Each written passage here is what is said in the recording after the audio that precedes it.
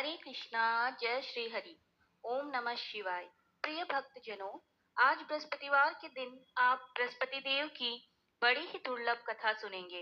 इस कथा को सुनने से भक्तों के सभी मनोकामनाएं भगवान बृहस्पति देव की कृपा से पूर्ण हो जाती है। तो आइए बड़े ही श्रद्धा और प्रसन्न चित्त मन से इस कथा को सुनते हैं और कथा को पूरा सुनिए। भारतवर्ष में एक प्रतापी और दानी राजा राज्य करता था। वह नित्य गरीबों और ब्राह्मणों की सहायता करता था। वह सबकी सेवा किया करता था। यह बात उसकी रानी को अच्छी नहीं लगती थी। वह ना ही गरीबों को दान देती थी, ना ही भगवान का पूजन करती थी और राजा को भी दान देने से मना किया करती थी। एक दिन राजा शिकार खेलने वन को गए तो रानी महल में अकेली थी। उसी समय बृहस्पति देव साधु वेश में राजा के महल में भिक्षा लेने के लिए गए और भिक्षा मांगी तो रानी ने भिक्षा देने से इनकार कर दिया और कहा, हे साधु महाराज, मैं तो दान पुण्य से तंग आ गई हूँ। मेरा पति सारा धन लुटाते रहते हैं। मेरी इच्छा है कि हमारा धन नष्ट हो जाए, फिर ना रहेगा बांस ना बजेगी बांसुरी। साधु ने कहा, देवी तुम तो बड़ी विचित्र हो। धन संतान तो सभी चाहते हैं, पुत्र और लक्ष्मी तो पापी के घर भी होनी चाहिए। यदि तुम्हारे पास अधिक धन है तो भूखों को भोजन दो, प्यासों के लिए प्याऊ बनवाओ, मुसाफिरों के लिए धर्मशालाएं खुलवाओ। जो निर्धन अपनी कुंवारी कन्याओं का विवाह नहीं कर सकते, उनका विवाह करा दो। ऐसा और कई काम हैं जिनके करने से तुम्हारा यश लोक और परलोक में फैलेगा। परंतु रानी पर उपदेश का कोई प्रभाव नहीं पड़ा। वह बोली, महाराज आप मुझे कुछ न समझाएं। मैं ऐसा धन नहीं चाहती जो हर जगह बांटती फिरूं। साधु ने उत्तर दिया, यदि तुम्हारी ऐसी ही इच्छा है तो तथास्तु। तुम ऐसा करना कि बृहस्पतिवार को घर लीप कर गीली मिट्टी से अपना सिर धोकर स्नान करना, भट्टी चढ़ाकर कपड़े धोना। ऐसा करने से आपका सारा धन नष्ट हो जाएगा। इतना कहकर वह साधु महाराज वहां से अंतर्धान हो गए और साधु के अनुसार कई बातों को पूरा करते हुए रानी को केवल 3 बृहस्पतिवार ही बीते थे कि उसकी समस्त धन संपत्ति नष्ट हो गई। भोजन के लिए राजा का परिवार तरसने लगा। तब एक दिन राजा ने रानी से बोला कि हे रानी, तुम यहीं रहो, मैं दूसरे देश को जाता हूँ क्योंकि यहाँ पर सभी लोग मुझे जानते हैं, इसलिए मैं कोई छोटा कार्य नहीं कर सकता। ऐसा कहकर राजा परदेश चला गया। वहां पर जंगल से लकड़ी काट कर लाता और शहर में बेचता था। इस तरह वह अपना जीवन व्यतीत करने लगा। इधर राजा के परदेश जाते ही रानी और दासी दुखी रहने लगी। एक बार जब रानी और दासी को 7 दिन तक बिना भोजन के रहना पड़ा, तब रानी ने अपनी दासी से कहा, हे दासी, पास ही के नगर में मेरी बहन रहती है। वह बड़ी धनवान है। तू उसके पास जा और कुछ लेकर आ ताकि थोड़ा बहुत गुजारा बसर हो सके। रानी दासी की बहन के पास गई। उस दिन गुरुवार था और रानी की बहन उस समय बृहस्पतिवार व्रत की कथा सुन रही थी। दासी ने रानी की बहन को अपनी रानी का संदेश दिया, लेकिन रानी की बहन ने कोई उत्तर नहीं दिया। जब दासी को रानी की बहन से कोई उत्तर नहीं मिला तो वह बहुत दुखी हुई और उसे क्रोध भी आया। दासी ने वापस आकर रानी को सारी बात बता दी। सुनकर रानी ने अपने भाग्य को कोसा। रानी की बहन ने सोचा कि मेरी बहन की दासी आई थी, परंतु मैंने उससे कोई उत्तर नहीं दिया, इससे वह बहुत दुखी हुई होगी। कथा सुनकर और पूजन समाप्त करके वह अपनी बहन के घर आई और कहने लगी, हे बहन, मैं बृहस्पतिवार का व्रत कर रही थी। तुम्हारी दासी मेरे घर आई थी, परंतु जब तक कथा होती है तब तक ना उठते हैं ना बोलते हैं, इसलिए मैं नहीं बोली। कहो दासी क्यों गई थी? रानी बोली, बहन तुमसे कुछ छिपा नहीं है। हमारे घर में खाने तक का अनाज नहीं है। ऐसा कहते कहते रानी की आंखें भर आई। उसने दासी समेत पिछले 7 दिनों से भूखे रहने तक की बात कही, अपनी बहन को विस्तार पूर्वक सुना दी और रानी की बहन बोली, देखो बहन, भगवान बृहस्पति भगवान सबकी मनोकामनाओं को पूर्ण करते हैं। देखो शायद तुम्हारे घर में भी अनाज रखा हो। पहले तो रानी को विश्वास नहीं हुआ, पर बहन के आग्रह करने पर उसने अपनी दासी को अंदर भेजा तो उसे सचमुच अनाज से भरा एक घड़ा मिल गया। यह देखकर दासी को बड़ी हैरानी हुई। दासी रानी से कहने लगी, हे रानी, जब तो हमको भोजन नहीं मिलता तो हम व्रत ही तो करते हैं, इसलिए क्यों ना इनसे व्रत की कथा पूछ ली जाए ताकि हम भी व्रत कर सकें। तब रानी की बहन ने बृहस्पतिवार व्रत के बारे में पूछा। उसकी बहन ने बताया, बृहस्पतिवार के व्रत में चने की दाल और मुनक्का से विष्णु भगवान के केलों की जड़ में पूजन करें तथा दीपक जलाए, व्रत कथा सुने और पीला भोजन ही करें। इससे बृहस्पति देव प्रसन्न होते हैं और व्रत और पूजन विधि बताकर रानी की बहन अपने घर को लौट गई। 7 दिन के बाद जब गुरुवार आया तो रानी और दासी ने व्रत रखा। गुड़साल में जाकर चना और गुड़ लेकर आई। फिर उसने केले की जड़ तथा विष्णु भगवान का पूजन किया। अब पीला भोजन कहाँ से आए? इस बात को लेकर दोनों बहुत दुखी थी, क्योंकि उन्होंने व्रत रखा था, इसलिए बृहस्पति देव प्रसन्न थे। इसलिए वे एक साधारण व्यक्ति का रूप धारण करके 2 थालों में सुंदर पीला भोजन लेकर आए और दासी को देकर कहा, हे दासी, यह भोजन तुम्हारे और तुम्हारी रानी के लिए है। भोजन पाकर दासी बहुत प्रसन्न हुई और फिर रानी के साथ मिलकर भोजन ग्रहण किया। इसके बाद सभी गुरुवार का व्रत और पूजन करने लगी। बृहस्पति भगवान की कृपा से उनके पास फिर से धन संपत्ति आ गई, परंतु रानी फिर से पहले की तरह ही आलस्य करने लगी। तब दासी बोली, देखो रानी, तुम पहले भी इसी प्रकार आलस्य करती थी। तुम्हें धन रखने में कष्ट होता था, इसलिए सभी धन नष्ट हो गया। और अब जब भगवान बृहस्पति भगवान की कृपा से धन मिला है, तो फिर तुम आलस्य कर होता है। रानी समझाते हुए दासी कहती है कि बड़ी मुसीबतों के बाद हमने यह धन पाया है, इसलिए हम दान पुण्य करेंगे, भूखे मनुष्य को भोजन कराएंगे, धन को शुभ कार्यों में खर्च करेंगे, जिससे तुम्हारे कुल का यश बढ़ेगा, स्वर्ग की प्राप्ति होगी और पितृ प्रसन्न होंगे। दासी की बात मानकर रानी अपना धन शुभ कार्यों में खर्च करने लगी, जिससे पूरे नगर में उसका यश फैलने लगा। उधर एक दिन राजा दुखी होकर जंगल में पेड़ के नीचे आसन जमा कर बैठ गया। वह अपनी दशा को याद करके व्याकुल होने लगा। बृहस्पतिवार का दिन था। एकाएक उसने देखा कि निर्जन वन में एक साधु प्रकट हुए। वह साधु वेश में स्वयं बृहस्पति भगवान थे। लकड़हारे के सामने आकर बोले, लकड़हारे, इस सुनसान जंगल में तू इतनी चिंतामग्न क्यों बैठा है? लकड़हारे ने दोनों हाथ जोड़कर प्रणाम किया और उत्तर दिया, महात्मा जी, आप सब कुछ जानते हैं, मैं क्या कहूँ? यह कहकर रोने लगा और साधु को अपनी आत्मकथा सुनाई। महात्मा जी ने कहा, तुम्हारी स्त्री ने बृहस्पतिवार के दिन बृहस्पति भगवान का निरादर किया था, जिसके कारण रुष्ट होकर उन्होंने तुम्हारी यह दशा कर दी। अब तुम चिंता को दूर करके मेरे कहने पर चलो, तुम्हारे सब कष्ट दूर हो जाएंगे और भगवान पहले से भी अधिक धन संपत्ति देंगे। तुम बृहस्पतिवार के दिन कथा किया करो। 2 पैसे के चने मुनक्का लाकर उसका प्रसाद बनाओ और शुद्ध जल से लोटे में शक्कर मिलाकर अमृत तैयार करो। कथा के पश्चात अपने सारे परिवार और सुनने वाले प्रेमियों में अमृत व प्रसाद को बांटकर खुद भी ग्रहण करो। ऐसा करने से भगवान तुम्हारी सब मनोकामनाएं पूर्ण करेंगे।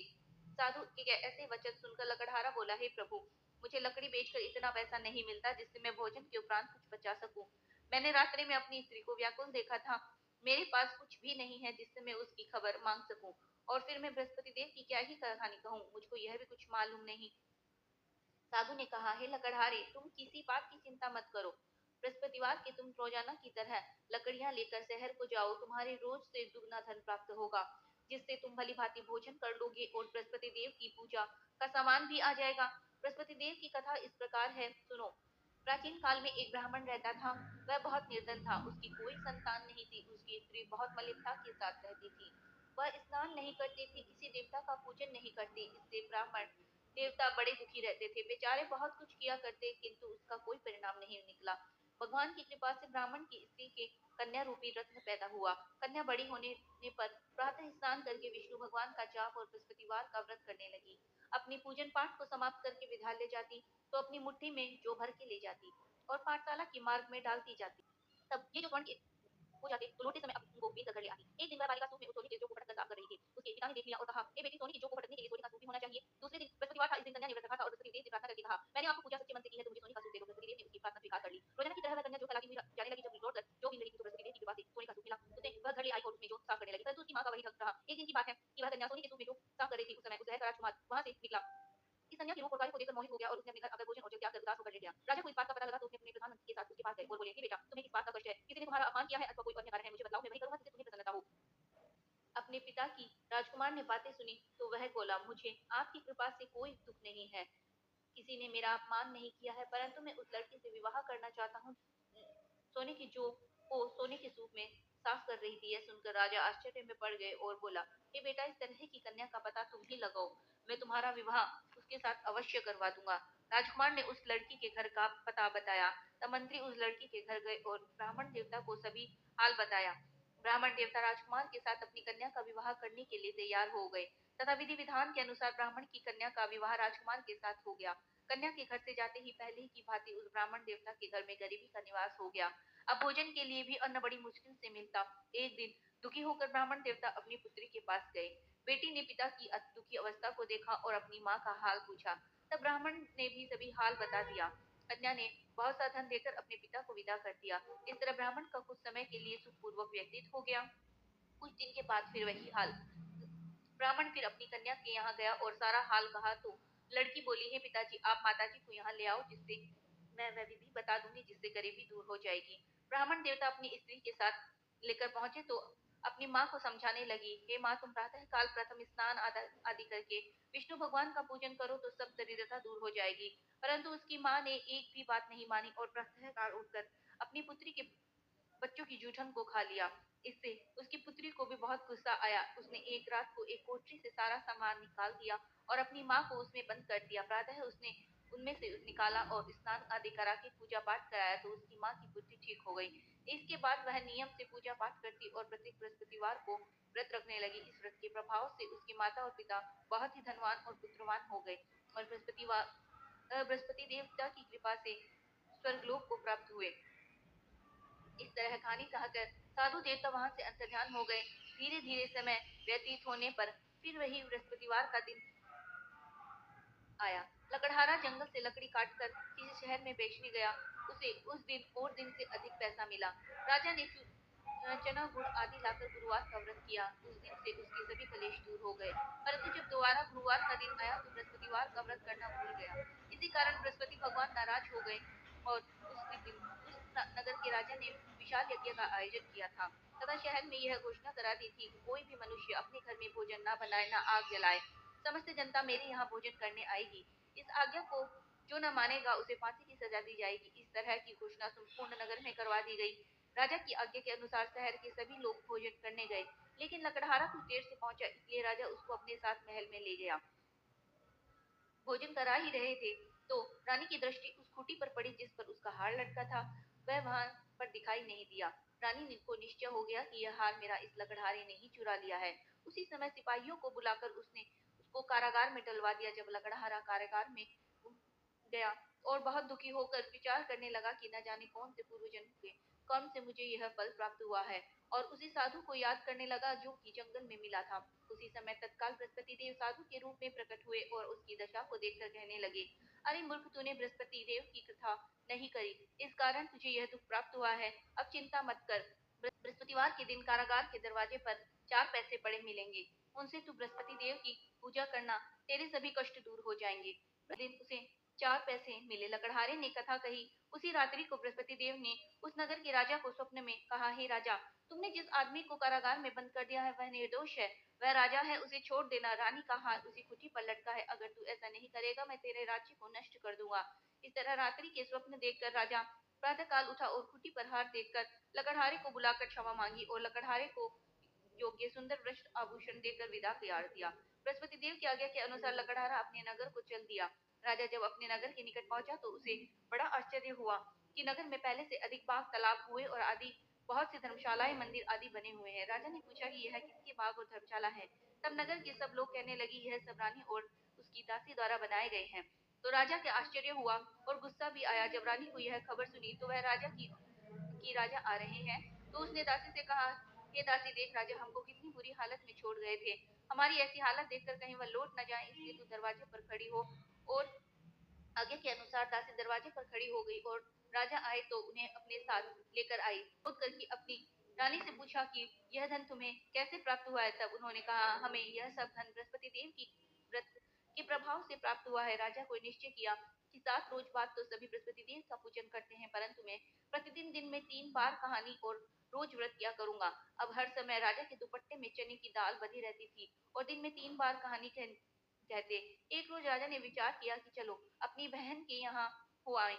इस तरह निश्चय करके राजा घोड़े पर सवार होकर अपनी बहन के यहाँ को चलने लगा। मार्ग में उसने देखा कि कुछ आदमी एक मूर्ति को लिए जा रहे हैं। उन्हें रोककर राजा कहने लगा, अरे भाइयों, मेरी बृहस्पति देव की कथा सुन लो। वे बोले, लो, हमारा तो आदमी मर गया है, इसको अपनी कथा की पड़ी है। परंतु कुछ आदमी बोले, अच्छा कहो, हम तुम्हारी कथा भी सुनेंगे। राजा ने दाल निकाली, कथा कहना प्रारंभ कर दिया। जब कथा आदि हुई थी तो मुर्दा हिलने लगा तथा जब कथा समाप्त हुई तो मुर्दा राम राम कहकर फिर से खड़ा हो गया और मार्ग में उसे किसान खेत में हल चलाता मिला। तो राजा ने उसे देखकर कहा, अरे भैया, तुम मेरे बृहस्पतिवार की कथा सुन लो। किसान बोला, जब तक मैं तेरी कथा सुनूंगा तब तक मैं 4 हरैया जोत लूंगा। जा अपनी कथा किसी और को सुनाना। इस तरह राजा आगे चलने लगा। राजा के हटने की बेल पछाड़ खाकर गिर गए और किसान के पेट में बहुत जोर से दर्द होने लगा। उस समय उसकी माँ रोटी लेकर आई और उसने जब यह देखा तो उसने पुत्र के सभी हाल पूछा। तो बेटे ने सभी हाल कह दिया। तो बुढ़िया दौड़ी दौड़ी उस घुड़सवार के पास गई और उसने बोली कि मैं तेरी कथा सुनूंगी, तू अपनी कथा मेरे खेत पर चलकर ही कहना। राजा ने बुढ़िया के खेत पर जाकर कथा कही, जिससे सुनते ही बैल उठकर खड़े हो गए तथा किसान के पेट का दर्द भी बंद हो गया। तब राजा अपनी बहन के घर पहुंचा। बहन ने भाई की खूब मेहमानी की और दूसरे रोज प्रातःकाल राजा जगा तो उसने देखा कि सब लोग भोजन कर रहे हैं। राजा ने अपनी बहन से कहा कि ऐसा कोई मनुष्य है जिसने भोजन नहीं किया हो, तो मेरे बृहस्पतिवार की कथा सुन ले। बहन बोली, भैया यह देश ऐसा ही है, पहले यहाँ लोग भोजन करते हैं, बाद में अन्य कार्य करते हैं। अगर कोई पड़ोस में है तो मैं देख आती हूँ। वह ऐसा कहकर चली गई, परंतु उसे कोई ऐसा व्यक्ति नहीं मिला जिसने भोजन न किया हो। अतः वह एक कुम्हार के घर गई जिसका लड़का बीमार था। उसे मालूम हुआ कि उसके यहाँ 3 रोज से किसी ने भोजन नहीं किया है। रानी ने अपनी भाई की कथा सुनने के लिए कुम्हार से कहा। वह तैयार हो गया।